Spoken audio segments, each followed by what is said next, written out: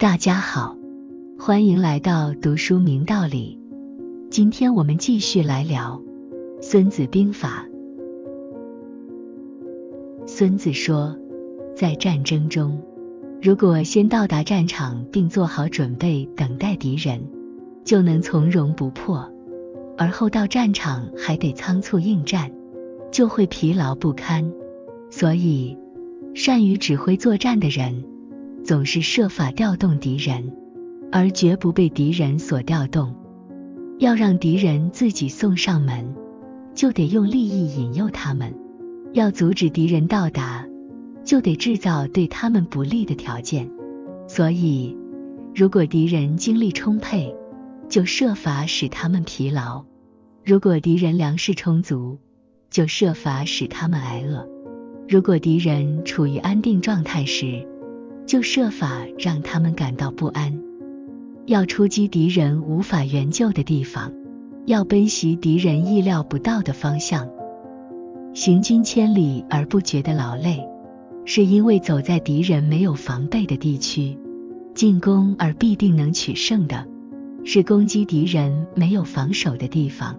防守而必定能稳固的，是防守敌人不会进攻的地方。所以善于进攻的，能使敌人不知道在哪里防守；善于防守的，能使敌人不知道从哪里进攻。做到最微妙的程度，就是达到无形无迹的地步，就像神一样，无声无息，这样就能掌握敌人的命运。前进时敌人无法抵御，是因为冲击的是敌人的空虚之处；撤退时敌人无法追击，是因为行动迅速，敌人追不上。所以我想要打敌人，即使高垒深沟，也不得不跟我打，是因为我攻击的是敌人必须救援的地方。我不想打，即使画地而守，敌人也不能跟我打，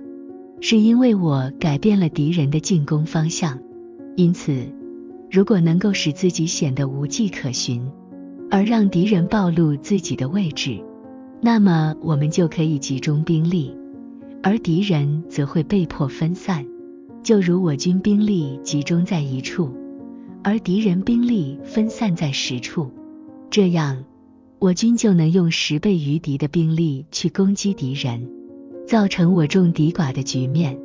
如果敌人不知道我们会攻击哪里，他们就需要在很多地方部署兵力，这样我们在实际作战时要面对的敌人就会减少了。所以防备前面，后面的兵力就少了；防备后面，前面的兵力就少了；防备左边，右边的兵力就少了；防备右边，左边的兵力就少了。处处防备，处处兵力都薄弱。兵力之所以薄弱，是因为处处防备敌人；兵力之所以强大，是因为迫使敌人处处防备我们。所以如果知道战斗的时间和地点，即使行军千里也可以与敌人交战；如果不知道战斗的时间和地点，就会左不能救右，右不能救左，前不能救后，后不能救前，就连近距离的部队都无法互相支援，更不用说远距离的部队了。即使对方兵力再多，但如果不知道如何有效利用这些兵力，对胜负并没有什么帮助。所以说，胜利是可以争取的，敌人虽然兵多，也可以让其无法用全部力量与我军交战。因此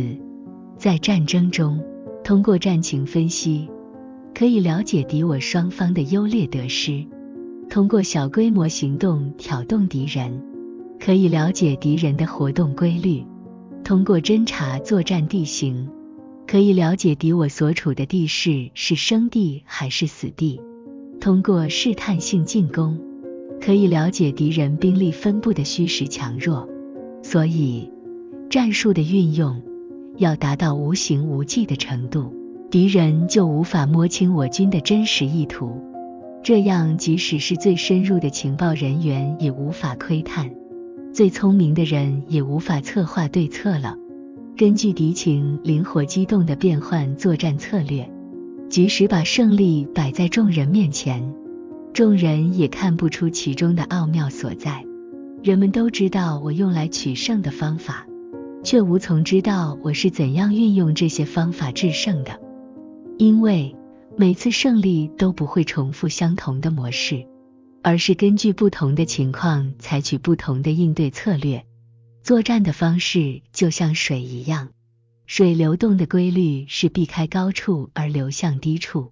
作战的规律是避开敌人坚实之处而攻击其虚弱的地方。水因地势的高下而制约其流向，作战则根据敌情的变化而制定取胜的方案。所以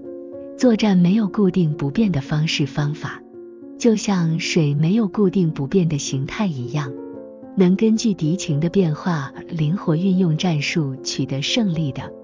就叫做用兵如神了。正所谓五行相生相克，没有哪个元素永远是最强的，四季轮流更替，没有哪个季节是固定不变的，一天有长有短，一月有圆有缺。马陵之战是战国时期魏齐两国之间发生的一场战役，号称战国三大战役之一。它是齐国的孙膑与魏国的庞涓两大军事家的终极对决。在此战役中，孙膑利用庞涓的贪婪心理，故意示弱，诱使庞涓深入埋伏圈。庞涓为了夺取战功和利益，不顾一切地追击孙膑，最终在马陵道被孙膑的军队伏击，全军覆没，魏国国运亦从此开始衰败。三国时期，诸葛亮在兵力空虚的情况下，面对司马懿的大军压境，采取了空城计的策略，通过大开城门，自己在城楼上抚琴等假象，迷惑了司马懿，使其不敢贸然进攻。这里，诸葛亮通过行人而我无形的策略，成功分散了敌人的注意力，保住了自己的城池。成吉思汗及其子孙们领导的蒙古军队，在13世纪进行了大规模的西征，征服了中亚、西亚和东欧等地。蒙古军队的胜利不仅在于其强大的军事实力，还在于他们能够根据当地的气候、地形和敌情等条件，灵活地调整战术和策略。例如，在冬季严寒的俄罗斯草原上，蒙古军队利用雪橇和骑兵的机动性，成功地击败了装备笨重的俄罗斯军队。这就是一个五行无常胜，四时无常位的例子。即战争中的胜负不仅取决于军事实力，还受到天气、地形等多种因素的影响，因此需要根据实际情况灵活应对。1941年12月7日，日本海军突然袭击美国珍珠港，使美国海军遭受重创。这次袭击之所以成功，很大程度上是因为日本方面成功地隐藏了自己的意图和行动，使得美国方面在毫无防备的情况下遭受了重大损失。这符合善攻者敌不知其所守的战术原则。好了，今天就聊到这里，下期我们来聊军争篇。如果你喜欢我的内容，请记得订阅我的频道并点赞支持，我们下期再见。